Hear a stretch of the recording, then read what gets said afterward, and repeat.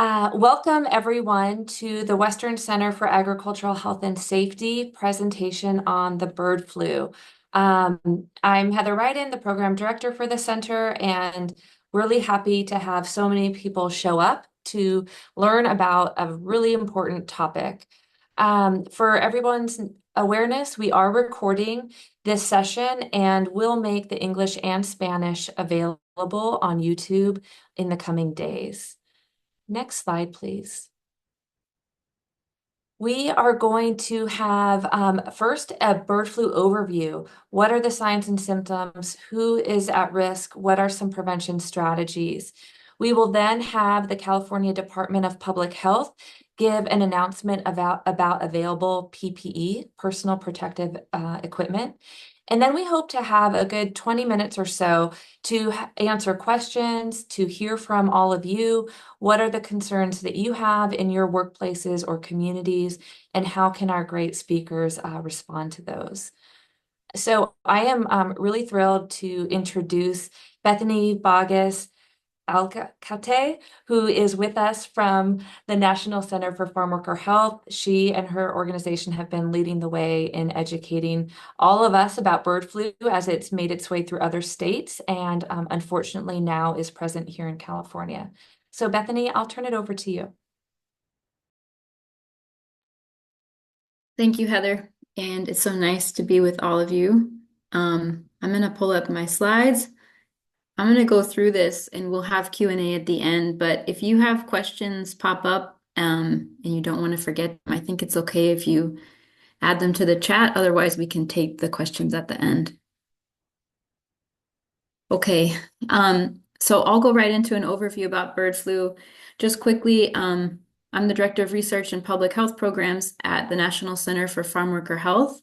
My training is in epidemiology and have been doing infectious disease stuff with farm workers since 2020.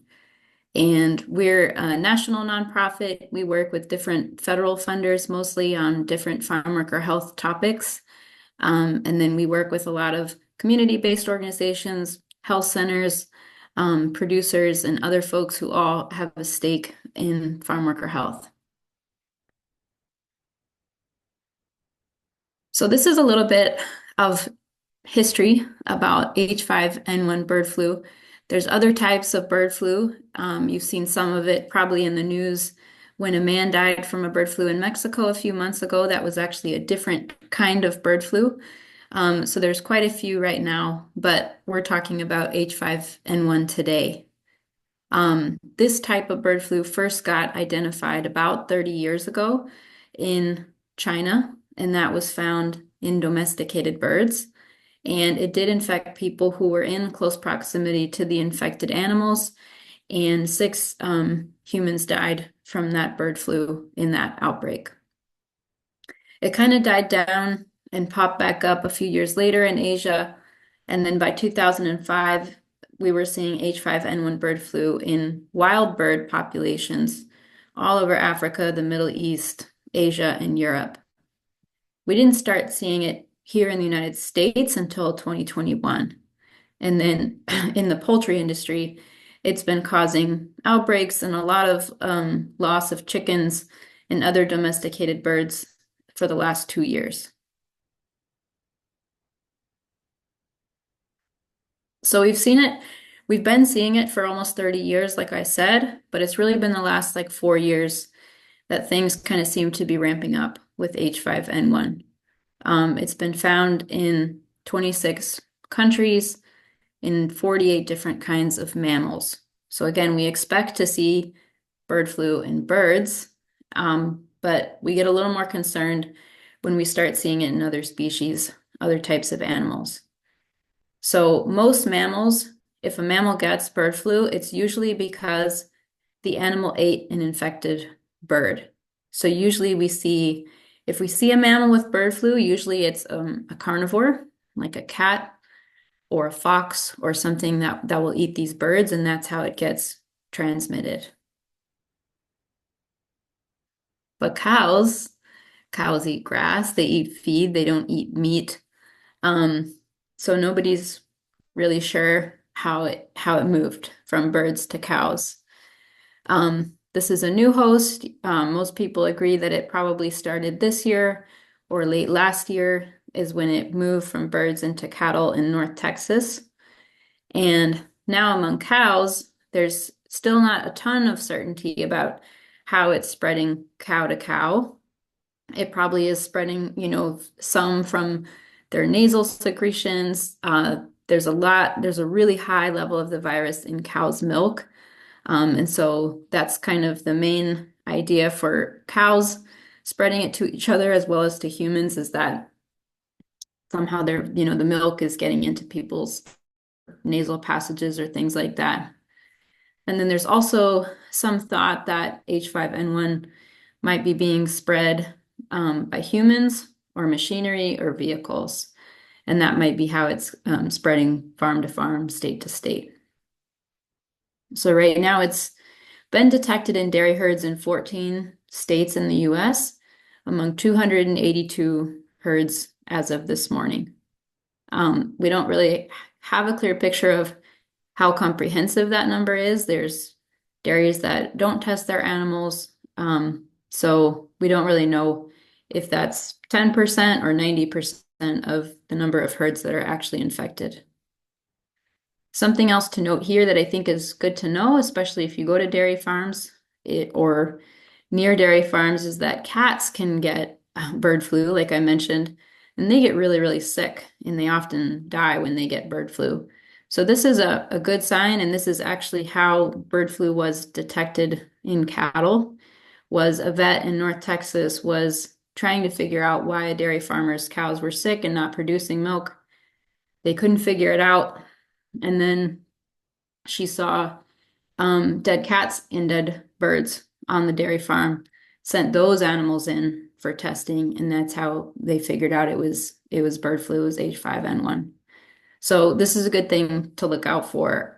If a dairy isn't testing, but there are sick cats or things like that, it's a good kind of red flag. So bird flu in humans, this is about the US numbers, not about numbers in other countries. So from 2022 to now, we've had 18 cases. The one pending confirmation just got confirmed. So there have been 18 human cases, 17 have occurred this year, and 17 of those cases were in farm workers, either poultry workers or dairy workers. There's been one case that was detected in someone who wasn't a farm worker and didn't have any known exposure to animals. And it's still not known how this person got H5N1 flu. As of right now, H5N1 is still considered a low risk to the general public, but it is a high risk for people who are working, with infected animals. The people who are considered high risk for exposure or infection from H5N1 include the animal production workers, as well as the producers on the farm, veterinarians and their staff, like vet techs, slaughterhouse workers who do certain kinds of tasks are at risk, and then first responders are also at risk, and that includes people who are responding to animal issues as well as to human health issues. And so this can include outreach workers and CHWs who might be doing outreach on impacted farms or to people who might be sick with H5N1.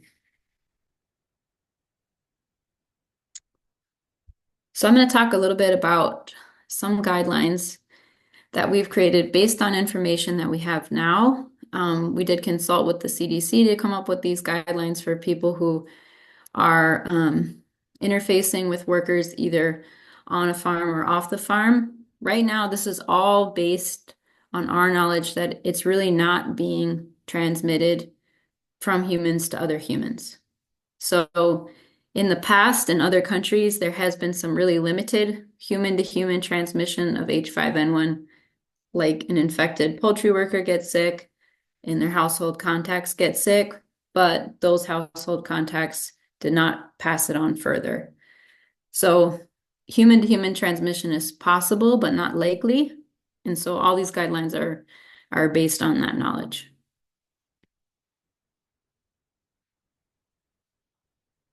So these are a few general notes. Generally, we're not recommending that folks do outreach to dairy workers on farms anywhere.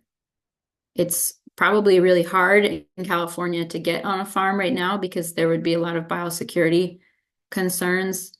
Um, but it's just a good idea, I think, to avoid doing outreach on the farms and try to do them more in the community. And you would really want to avoid it unless you absolutely had to, doing outreach to farms where there might be sick animals or have documented H5N1 infections. And I'll share a little story that I shared with the California folks a couple weeks ago.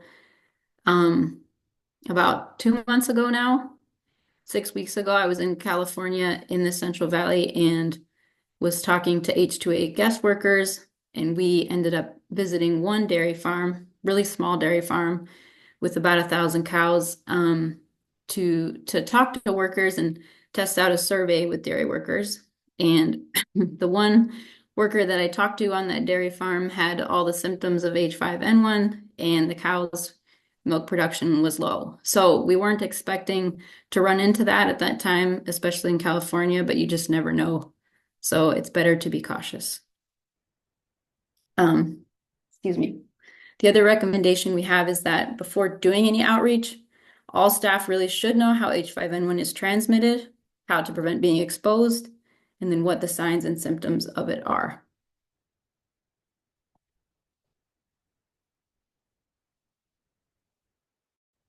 So that's our advancing here. Okay. So this kind of covers that information, and I will go through it a little quickly, and you guys will have these slides as a resource. For transmission with H5N1 with cows, it's new, so people are still learning things. There's lots of research being done, but what we do know, again, is that the amount of the virus in cow's milk is very high. So staying away from milk is going to be the best bet. And then for poultry workers and people working with cows, breathing in dust from poultry litter or things like that, from dried feces, is going to be another risk. More so with chickens than with cows, just because in cows it seems like the virus in the feces is pretty low. We're more worried about milk there. But either way, it would be better to prevent that exposure. Touching contaminated surfaces is also a concern. Again, because of the milk having a high viral load, there's a lot of thought that the milking machines is what's kind of transmitting H5N1 among cows. So those contaminated surfaces could potentially transmit H5N1. And then just, taking precautions around being around sick animals or being in buildings or areas with sick animals.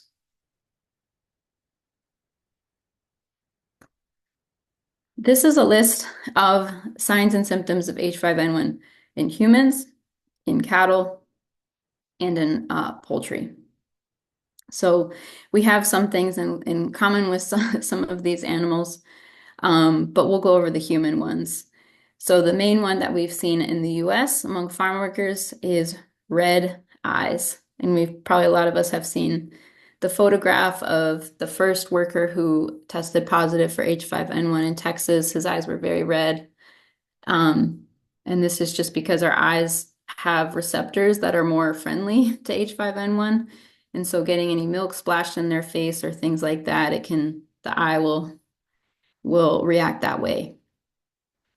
Some folks might get a fever, and then other symptoms are really a lot like regular flu symptoms. So cough, sore throat, runny nose, muscle aches, headaches, fatigue, trouble breathing, and if it is more severe, then pneumonia. With H5N1, people can get diarrhea, nausea, vomiting, and have seizures, but that group of symptoms is not very common. All right. So let's talk a little bit about if you do have to go on to farms and need to do outreach on farms. then there's a list of PPE that you should use if you're going to be anywhere near animals or in buildings with animals. Then you would need to use this PPE, and CDPH is going to talk about this PPE. So it's the same PPE that's recommended for dairy workers, which is NIOSH approved respirators. So N95 masks are an example of this. You just want to make sure that it's sealed well. And we have a link to a YouTube video on how to do that here in these slides. And then, fluid resistant coveralls, sometimes an apron, sealed goggles that fit your face well, again, so dust and milk can't get in. They recommend a face shield as well if there's a high chance of cow's milk splashing in your face, gloves, a head cover or hair cover, and then rubber boots or plastic boot covers. So this is the CDC graphic for all of that PPE, and recommend the same thing if you're doing outreach on farms and you're near animals. If you're not going to be anywhere near animals or in buildings with animals, it's a little less, so we would still recommend using an N95, gloves, and rubber boots or boot covers.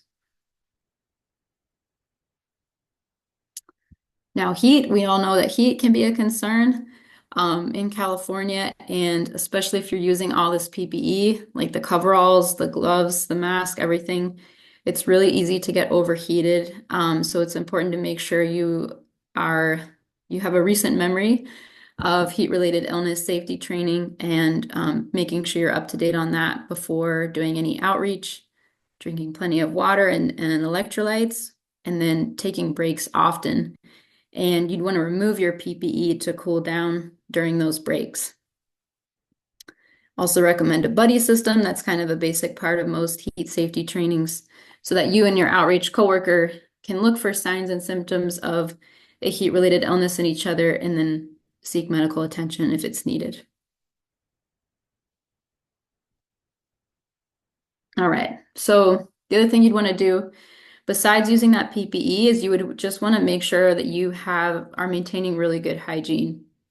And that includes covering any open wounds you might have, keeping all your stuff in the car, not touching your mouth, nose, face, or your phone while you're at the farm, and then doing hand washing. So before and after work, before and after breaks, after any contact with animals or their products, after any contact with people who have signs and symptoms of flu, and then after you take off your PPE.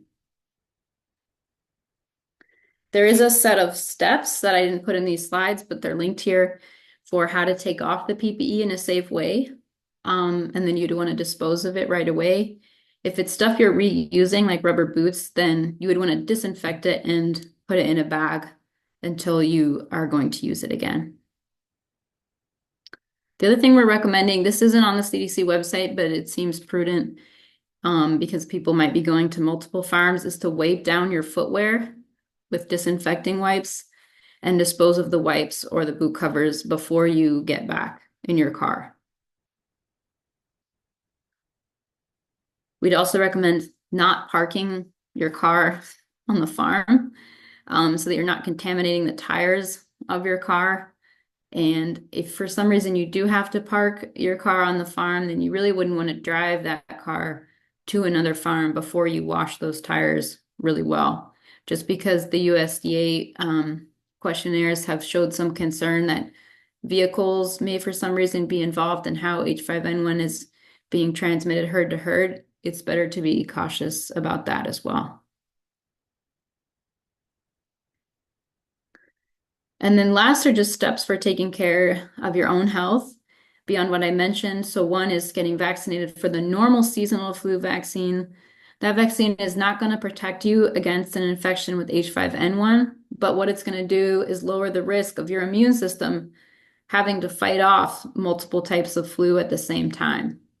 So that's the goal, is just to reduce the likelihood of that happening. If you go to a farm and there were infected animals or potentially infected animals or people, then you would want to monitor yourself for 10 days every day after that visit. And if you get any of those signs and symptoms of H5N1, you would want to isolate yourself, talk to your supervisor, and then go in for medical evaluation and treatment. So I think CDPH is going to talk a little bit more about their process here for dairy workers, but that it's kind of the same idea. You would want to get tested and have an influenza test if you're worried. Now, for housing and community site outreach, I'll blaze through these because they're similar. The big difference is that if you are not doing farm outreach and you're just doing outreach to dairy workers in the community or at their housing that's not on a farm, then PPE really isn't necessary at this time. So you could still choose to wear a mask. You could choose to wear an N95 respirator, and that would be fine. It's not totally needed because, again, human to human transmission is very unlikely. However, this does assume that you're not interacting, really with workers who have symptoms of H5N1. So this is just regular community outreach. And you would follow the same guidelines about cleanliness, about the flu vaccine, and about monitoring your own health. But what do you do if you're out doing outreach and you do run into a worker who has symptoms? Well, if you already know they have symptoms, then we talked to the CDC about this, and they strongly recommended that you interact with that person remotely by phone or video call. So much like we did in 2020 with COVID, the outreach in person went down, or we talked outside or talked on the phone and things like that. So it's kind of similar to what we were doing then. And if you had to meet with a worker who has symptoms, then it would be better to speak to them outside and use PPE. So if you're doing community outreach, then it's best to keep some N95s in your car, just in case. And then it would be best if you put on the mask, and if the worker who has any signs and symptoms also put on the mask, just to reduce the low likelihood. And then, of course, washing your hands. And if you did run into a worker with symptoms, then you really would want to monitor yourself for 10 days. Okay. So I'll wrap it up here about influenza testing. So these are general guidelines. Every state is a little different, but in general, we would recommend that you get in touch with your local health department to ask about testing for outreach workers or for dairy workers. You can also get tested, at a health center or hospital, but it'd be better to go to the health department just because it's a little unclear how knowledgeable healthcare providers across the healthcare system are about H5N1. And you might have to do quite a bit of explaining to that provider about the situation and things like that. So in general, testing should happen within 7 days of symptoms starting. And when you get tested, you might be tested both in your nose and in your eyes.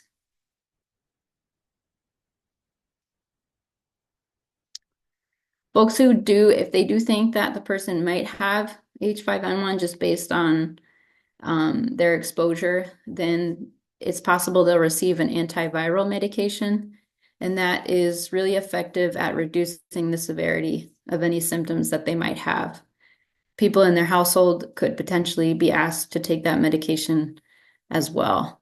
And this medication should be free for animal production workers. All right, how am I on time? Do I need to wrap it up? How about 5 minutes? All right, I can do that. There's some links to some more resources, and I can drop these in the chat once I'm done. The CDC did just publish some more graphics and more detailed guidelines for both producers and workers about bird flu. And we've been working on posting some as well in quite a few languages. But if you see other languages that we need to translate information into, please let us know. We're always happy to add more languages to the list so that folks have access to information in a language they best understand. And the last resource that I'll drop in the chat is we do have a map that estimates the number of dairy workers in different counties and gives you locations of different inspected dairy farms, just so you have an idea of more or less where you could do community outreach. It's helpful to know, I think, where there's concentration of dairy farms, because then you can get an idea of what grocery stores to go to and things like that. So I'll link that in the chat, and we're always happy to hear feedback on this tool as well. And yeah, that's it. This is my email right here. Thanks, everybody. Wonderful. Thank you so much, Bethany. And folks, if you have questions, please put them into the chat or hold them for a few more minutes. I'm going to turn it over to Sarah Floor from the Department of Public Health in California. And I think someone on my team's, yep, there we go. Good morning. Thank you very much for the opportunity to be here. The California Department of Public Health has been involved in outreach and education regarding bird flu, as well as the dissemination of personal protective equipment for dairy farm workers. Advance to the next slide. There is an opportunity for community benefit organizations, nonprofits, individual farms as well, with confirmed cases to order one-time free distribution of personal protective equipment to help protect dairy farm workers. The materials available to order include N95 respirators, face shields, limited quantities of goggles, as well as gloves.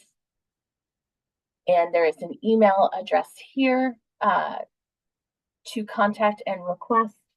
We are asking organizations to send information about the population that the BE would be shared with, an estimate of the quantity, and some additional information. So this is available from now through November 1st.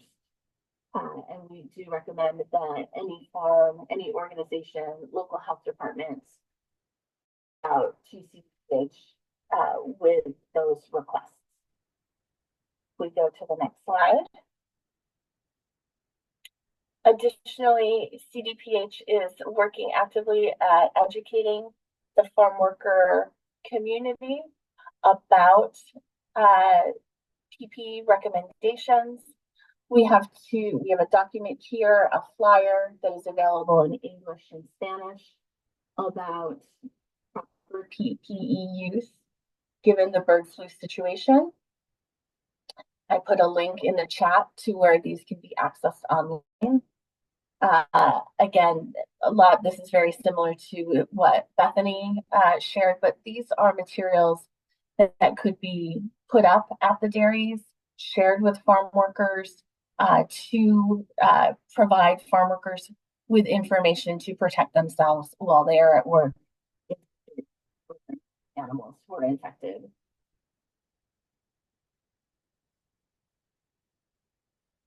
With that, I think we can open it up to questions, I believe.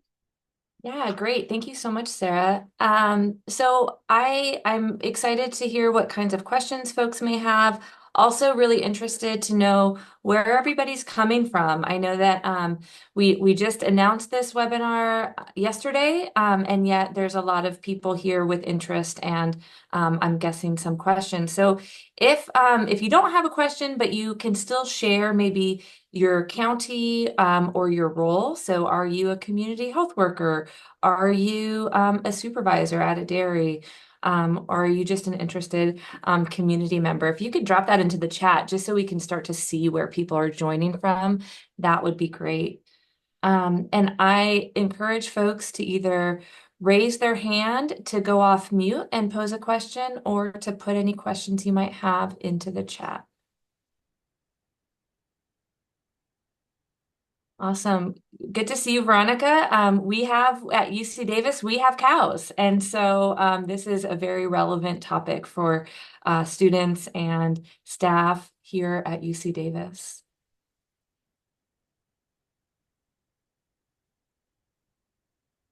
Great. Some folks from Lodi here. Anybody have a question for our speakers?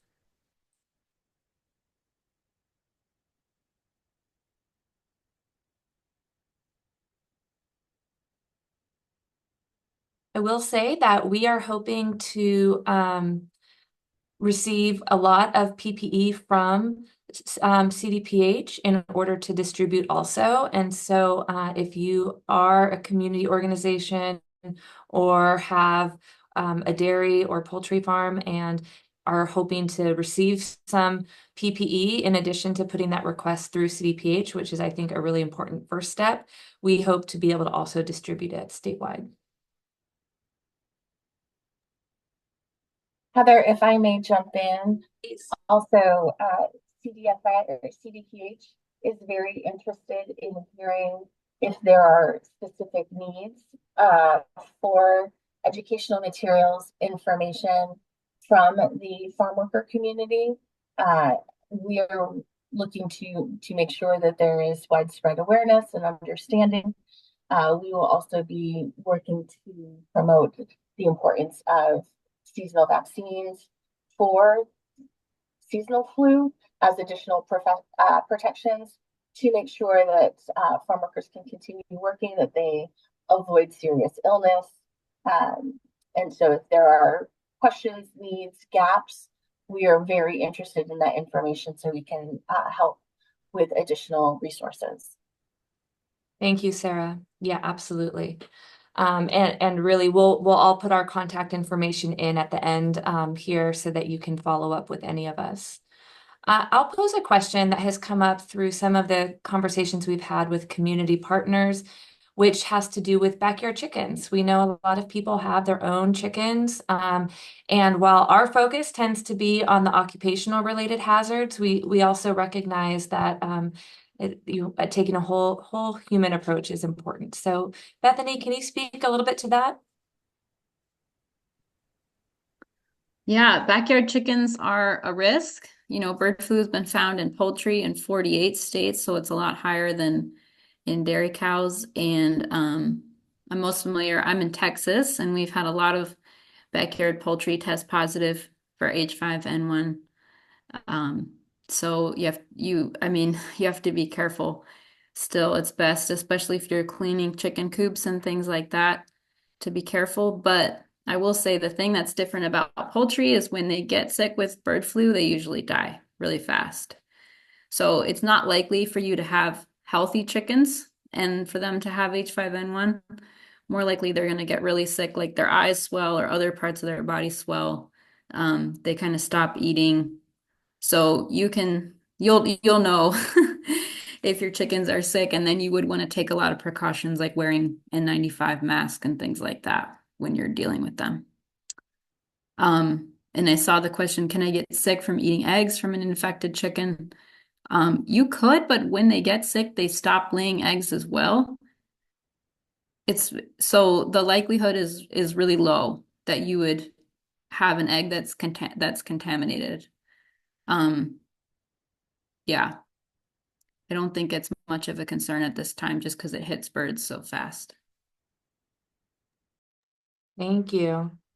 And I will, if Please. I may jump in on the flip side, CDPH always recommends consuming only pasteurized milk and dairy foods.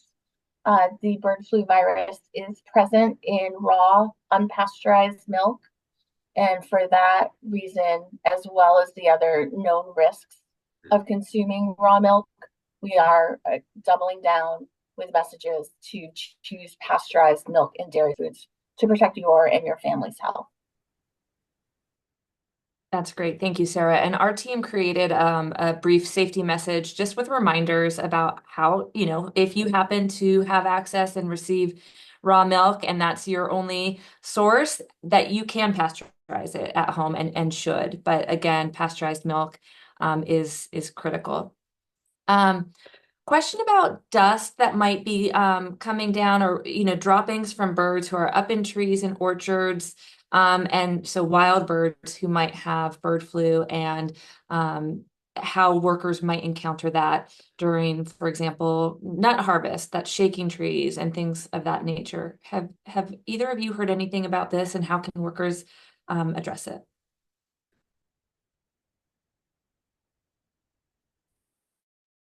That I don't know, Sarah, if you want to go first. It's a good question. I'll jump in and Sarah can correct me. This Sorry, it couldn't come off mute quick enough. Apologies. Go ahead, Bethany. This is an emerging concern of ours, because some partners in northern Colorado had mentioned that the crop workers were finding dead cats and dead birds on the crop farms that were near dairies. And this is an even bigger concern, I think, in California because there are so many dairies, and where the dairies are, there's also a lot of crop production. So some education for crop workers is maybe also prudent, especially if they're working near dairies or near poultry farms. Um, I don't know if I would be too terribly concerned about wild birds. It seems like a low risk, but certainly if so many farms have cats, dairy farms, crop farms, etc., all have cats. And so if people are seeing sick cats or dead cats, they would want full PPE if they were asked to deal with the sick cat or the carcass of the animal. They would want the N95 mask, the goggles, the whole full PPE that's recommended for dairy workers. Agree. We don't think that the bird flu is actually spreading through the air. It is mostly being transmitted through close contact with sick animals. Uh, Nonetheless, we recommend respirators like N95 masks for workers. For the general public, the risk of bird flu is really low. We generally recommend avoiding contact with wild birds and not letting your pets eat dead birds. That's another way to protect yourself. Again, only drink milk or eat dairy foods that have been pasteurized. And then normal safety precautions like washing your hands after touching animals, whether they're cows, chickens, birds, or wild animals. And then also personal protection like seasonal flu vaccine are our recommendations. Thanks so much. We did get a question about the importance of targeting employers with information, both about the transmission and then also the importance of PPE. And I'll say that this presentation is one step in that direction. I know that CDPH is working closely both at the state and county level to reach out to employers, producers. And we at the Western Center for Ag Health and Safety are trying to do the same through our newsletter and other, direct phone call outreach. And so we absolutely agree that employers need the information and resources in order to ensure the safety of their workers. As far as there's a follow-up part of that question that had to do with the enforcement agencies and the requirements that producers or employers have to the worker safety. Workers are, or employers are required to maintain a safe workplace. And in addition to the IIPP, the Injury and Illness Prevention Plan, in some cases, it's going to be necessary for them to have additional protections in place. We do hope to have another presentation specifically on some of those topics. So this is probably the first in a series of webinars that we'll host. We welcome questions. So if you are a producer or if you are a worker in a dairy and are unsure of what your employer should be providing, please send us questions and that will help guide the information that we get out. We are trying to respond as quickly as possible. And Heather, if I may chime in, this is one way that CDPH is also trying to work. We have two-pronged approach in our outreach, not only to dairy farm workers through events like this, but we are also reaching directly out to dairy producers, the farm owners, about bird flu and what's needed to help keep human cases low. We've been working with local health departments to distribute the personal protective equipment. from state and federal stockpiles to affected dairy farms and farm worker organizations. And since the end of May, we've distributed around 300,000 respirators, 1.2 million gloves, 175,000 goggles and face shields, and 168,000 bouffant caps to help protect California farm workers. So this is distribution that is ongoing. The slides that I shared earlier had the email address to request additional PPE. And this is something that we are very active on. This is newer outreach to dairies. It's outreach that we've been conducting to poultry farms for several years as well. So CDPH does have some resources here. Great, thank you. Want to also acknowledge a question about mental health and psychological safety. It is stressful and scary to be working in areas or industries where there are hazards. I think we all experienced this with COVID, recognizing that some groups are at higher risk. And in this case, that includes dairy and poultry workers. What recommendations might you have for maintaining psychological health, mental health in these sort of unknown times?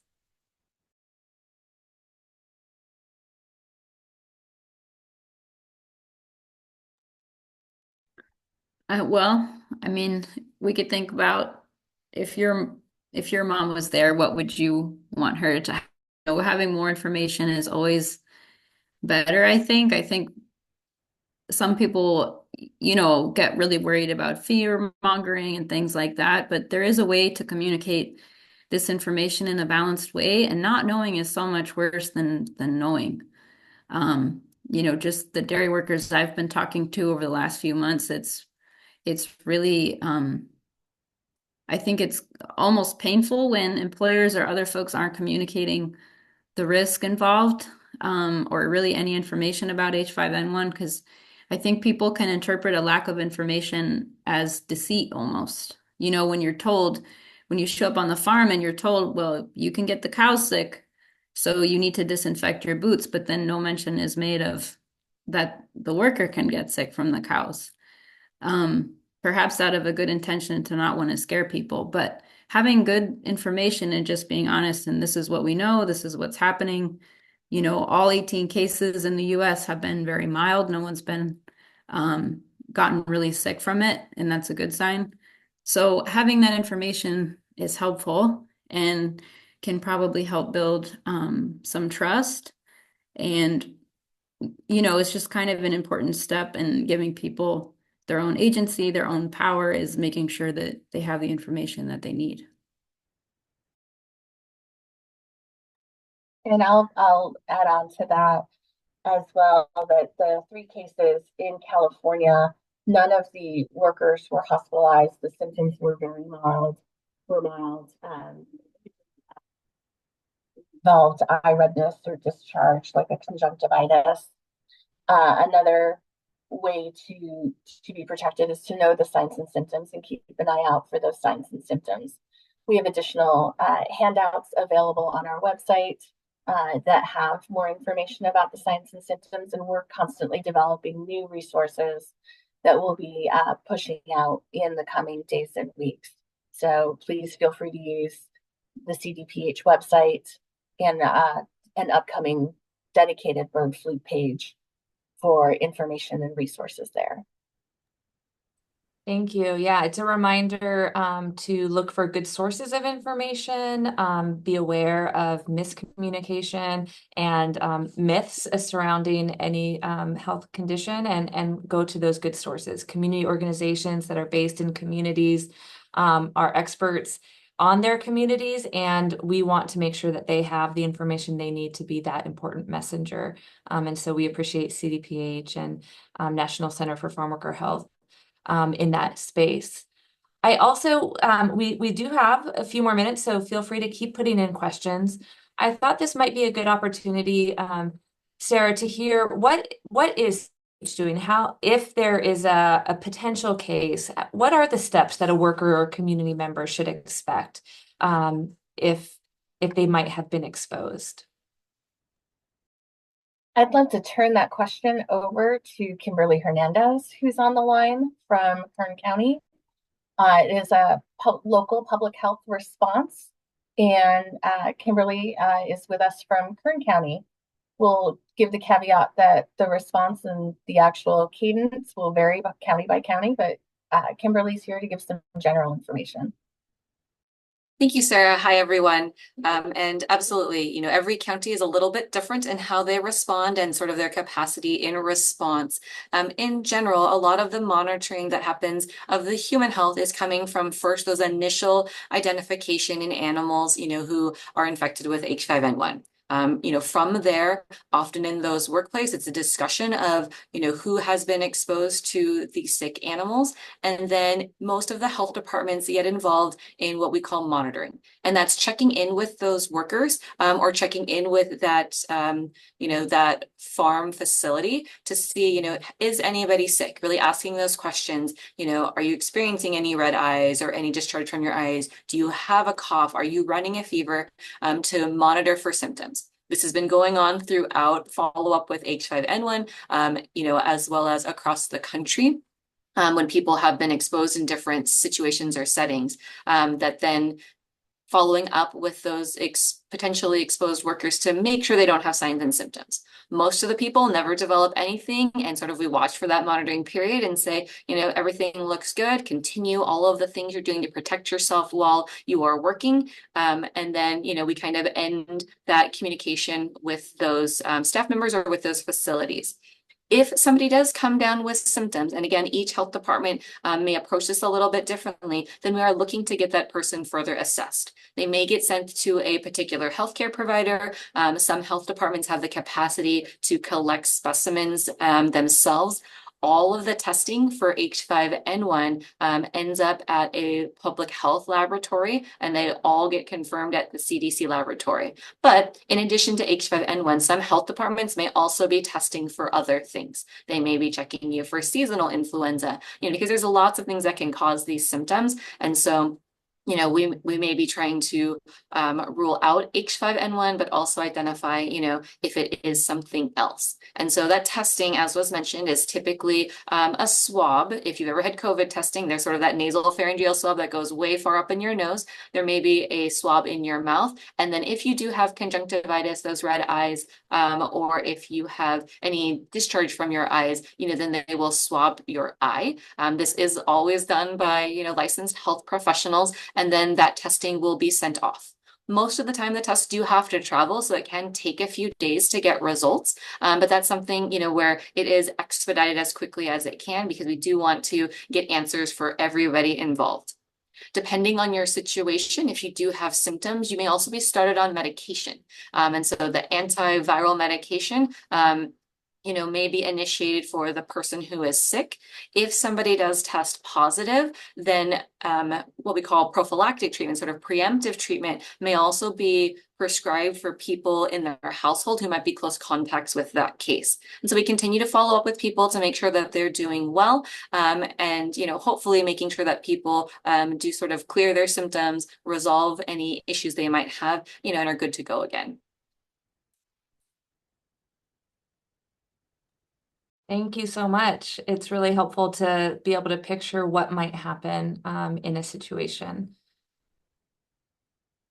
I'm going to maybe ask Bethany and Sarah to do another statement or two about the importance of seasonal and COVID vaccines right now.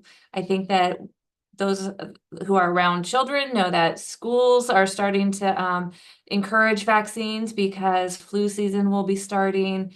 And we know that just staying healthy in general is important. So maybe talk a little bit about that if you could.